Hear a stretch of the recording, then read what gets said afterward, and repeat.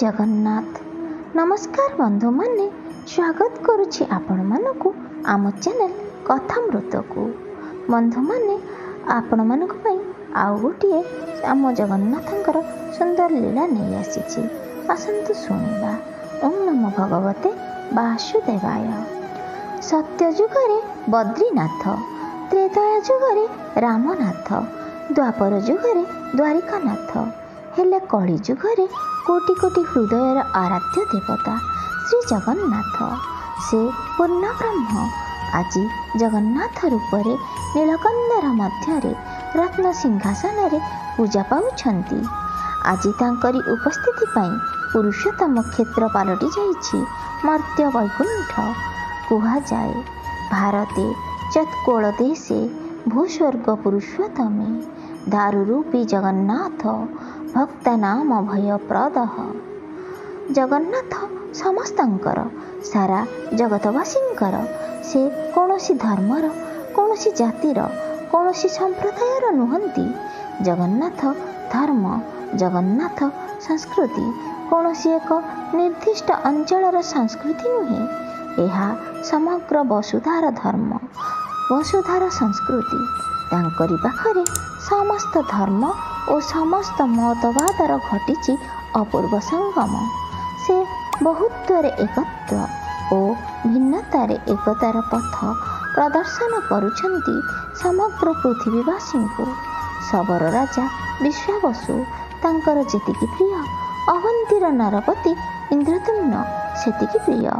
ଅଛୁଆଁ ଦାସିଆ ବାଉରୀ ହେଉ କି ବର୍ଣ୍ଣଶ୍ରେଷ୍ଠ ବ୍ରାହ୍ମଣ ବିଦ୍ୟାପତି ହୁଅନ୍ତୁ, କରମାବାଇ ହେଉ କି ରାଣୀ ଗୁଣ୍ଡିଚା ହୁଅନ୍ତୁ, ଯବନ ଶାଲବେଗ କି ଶ୍ରୀଚୈତନ୍ୟ ହୁଅନ୍ତୁ, ସମସ୍ତେ ତାଙ୍କର, ସମସ୍ତଙ୍କ ପାଇଁ ତାଙ୍କର ସମଦୃଷ୍ଟି, ସମସ୍ତେ ତାଙ୍କର କରୁଣାର ପାତ୍ର। ଶ୍ରୀମନ୍ଦିରର ରତ୍ନସିଂହାସନକୁ ଚାହିଁଲେ ଦର୍ଶନ ଦିଅନ୍ତି ଚତୁର୍ଦ୍ଧା ମୂର୍ତ୍ତି। ତାଙ୍କର ଶ୍ରୀବିଗ୍ରହର ରଙ୍ଗରେ ସମଗ୍ର ମାନବ ଜାତିର ଦେହ ରଙ୍ଗର ଆଭାସ ମିଳେ। ଭାରତ, ଗ୍ରୀସ୍, ଆଫ୍ରିକା, ତୁର୍କୀ ଓ ଇଟାଲୀର ଅଧିବାସୀମାନଙ୍କ ପରି କୃଷ୍ଣବର୍ଣ୍ଣ ଶ୍ରୀ ଜଗନ୍ନାଥ ମହାପ୍ରଭୁ। ଆମେରିକା, ୟୁରୋପ ଲୋକଙ୍କ ଭଳି ଶ୍ୱେତବର୍ଣ୍ଣ ଶ୍ରୀ ବଳଦେବ। ଦେବୀ ସୁଭଦ୍ରା ପୀତବର୍ଣ୍ଣା, ଠିକ୍ ଚୀନ ଓ ମଙ୍ଗୋଲିଆଙ୍କ ସଦୃଶ୍ୟ। ଲୋହିତ ଭାରତୀୟଙ୍କ ଭଳି ଚକ୍ରରାଜ ଶ୍ରୀ ସୁଦର୍ଶନ ଲୋହିତ ବର୍ଣ୍ଣ। ଶ୍ରୀଜଗନ୍ନାଥଙ୍କ ରୂପରେ ମଧ୍ୟ ଇସଲାମ ଓ ଖ୍ରୀଷ୍ଟ ଧର୍ମର ପ୍ରତୀକ ଚିହ୍ନ ଦୃଷ୍ଟିଗୋଚର ହୁଏ। ମୁସଲମାନ ଧର୍ମର ପ୍ରତୀକ ଚିହ୍ନ ସ୍ୱରୂପ ଶ୍ରୀଜଗନ୍ନାଥଙ୍କର ଅଧର ଅର୍ଦ୍ଧଚନ୍ଦ୍ର ଓ ନାସାର ବସୁଣୀର କେନ୍ଦ୍ରବିନ୍ଦୁ ଏକ ସୁନ୍ଦର କ୍ଷୁଦ୍ର ନକ୍ଷତ୍ର ପରି ଶୋଭା ପାଏ। ପୁନଶ୍ଚ ତାଙ୍କର ଶ୍ରୀଭୁଜ ଓ ମସ୍ତକଠାରୁ ଗଣ୍ଡି ପର୍ଯ୍ୟନ୍ତ ଦେଖିଲେ ଖ୍ରୀଷ୍ଟ ଧର୍ମର ପ୍ରତୀକ କ୍ରସ୍ ଚିହ୍ନ ପରି ଦେଖାଯାଏ। ଶ୍ରୀଜଗନ୍ନାଥଙ୍କର ମହାପ୍ରସାଦକୁ ଆନନ୍ଦ ବଜାରରେ ସମସ୍ତେ ଏକ ସ୍ଥାନରେ ଏକତ୍ର ଭୋଜନ କରନ୍ତି। ଚଣ୍ଡାଳ ହାତରୁ ବ୍ରାହ୍ମଣ ମଧ୍ୟ ଆଣି ଭୋଜନ କରିବାକୁ ଘୃଣା କରେନି। ଏଠି ନଥାଏ ଛୁଆଁ ଅଛୁଆଁ, ଉଚ୍ଚ ନୀଚ ଭାବର କିଛି ବିଚାର। ସମ୍ପୂର୍ଣ୍ଣ ମାନବ ଜାତିର ଇଷ୍ଟ ଶ୍ରୀଜଗନ୍ନାଥ, ତେଣୁ ତାଙ୍କର ନାମ ଜଗନ୍ନାଥ।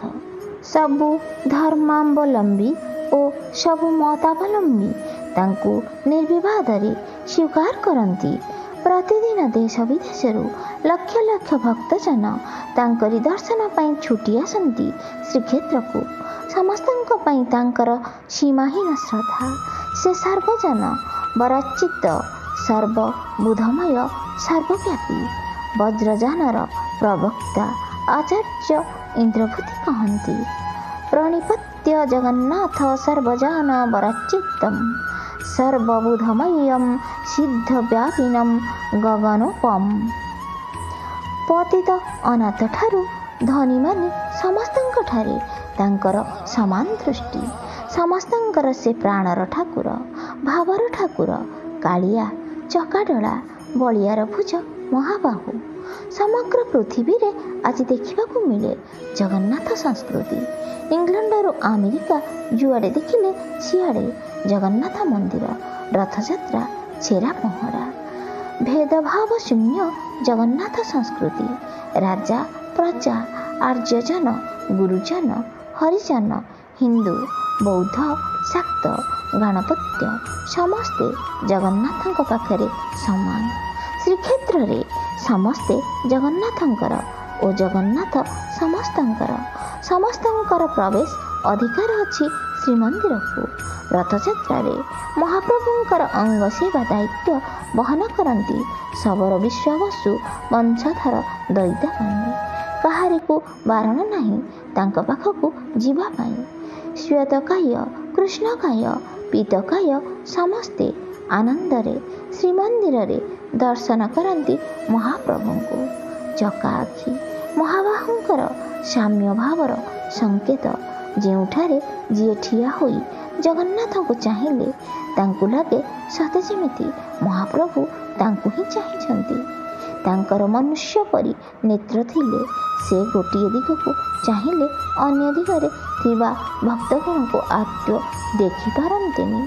ଏଣୁ ଜଗନ୍ନାଥ କହନ୍ତି, ଚକା ଆଖି ହେଲି ଚାହିଁବି ନାହିଁ ବୋଲି କଣେଇ, ସରବେ ପରା ମୋ ସନ୍ତାନ ବାଛ ବିଚାର ନାହିଁ। ମହାପ୍ରଭୁଙ୍କର ନେତ୍ର ଓ ଆକାରର। ଓ ଆକାରଟି ସାରା ପୃଥିବୀକୁ ବୁଝାଏ। ତେଣୁ ତାଙ୍କର ଦୃଷ୍ଟି ସର୍ବତ୍ର ସମସ୍ତଙ୍କର ଉପରେ ଥାଏ। ସେ ନେତ୍ରରେ ଗୋପ୍ୟ ଥାଏ ଠୁଳ ଶୂନ୍ୟ ରୂପ। ତେଣୁ ସେ ଚକା ଆଖି ହୋଇ ସବୁ ସ୍ଥାନରେ ଠୁଳ ହୋଇଛନ୍ତି। ସମଗ୍ର ବସୁଧା ତାଙ୍କର ଏକ ବିରାଟ ପରିବାର। ସମସ୍ତଙ୍କୁ ସେ ଶ୍ରଦ୍ଧାରେ କୋଳେଇ ନେବାକୁ ସବୁବେଳେ ଦୁଇ ଭୁଜ ପ୍ରସାରଣ କରି ବସିଛନ୍ତି। ପତାକା ଅଞ୍ଚଳ ହଲାଇ ସମସ୍ତଙ୍କୁ ତାଙ୍କ ପାଖକୁ ଆସ ଆସ ବୋଲି ଡାକୁଛନ୍ତି। କୋଳେ ଘେନିବାକୁ ସଭିଙ୍କୁ ବେନିଭୁଜ ପ୍ରସାରି, ଅଙ୍ଗୁଳି ନାହିଁ ମୋ ଡାକିବି ଠାରି ଜଣେ କାହାରେ। ବନ୍ଧୁମାନେ, ଏହି ଭିଡ଼ିଓଟି ଆପଣମାନଙ୍କୁ କେମିତି ଲାଗିଲା ନିଶ୍ଚୟ କମେଣ୍ଟ କରି ଜଣାଇବେ। ଯଦି ଭଲ ଲାଗୁଥାଏ ଗୋଟେ ଲାଇକ୍ କରିଦେବେ। ଯଦି ସବସ୍କ୍ରାଇବ୍ କରିନଥିବେ ସବସ୍କ୍ରାଇବ୍ କରିନେବେ। ସେୟାର କରି ସମସ୍ତଙ୍କ ପାଖରେ ଜଗନ୍ନାଥଙ୍କ ମହିମାର ପ୍ରଚାର କରିବେ। ପାଖରେ ଥିବା ବେଲ୍ ବଟନ୍କୁ ପ୍ରେସ୍ କରିଦେବେ, ଯାହାଦ୍ୱାରା ଆପଣଙ୍କ ପାଖରେ ସବୁ ଭିଡ଼ିଓର ନୋଟିଫିକେସନ୍ ପହଞ୍ଚିଯିବ।